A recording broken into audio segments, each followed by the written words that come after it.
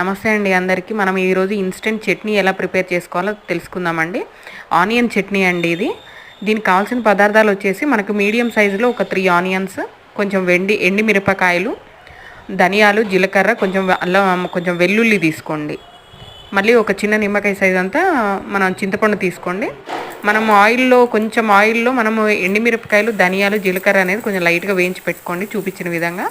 దీంట్లోని మనము ఒక 4-5 వెల్లుల్లి రెబ్బలు వేసుకొని ముందు గ్రైండ్ చేసుకోవాలండి. ఆ తర్వాత మనము చింతపండు వేసుకొని కంప్లీట్గా ఫైన్ పేస్ట్ వచ్చేటట్టుగా గ్రైండ్ చేసుకోండి.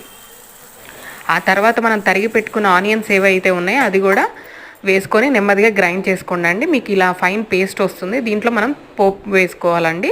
తాలింపు గింజలు వేసుకొని మనం పోపు పెట్టుకుంటే చాలా టేస్టీగా ఉంటుంది. ఇది మనకి ఇడ్లీలోకి కానీ, దోశల్లో కానీ, ఈవెన్ రైస్లోకి కూడా చాలా బాగుంటుందండి. ఒకసారి ట్రై చేయండి. సబ్స్క్రైబ్ చేసుకోండి, లైక్ చేయండి, షేర్ చేయండి.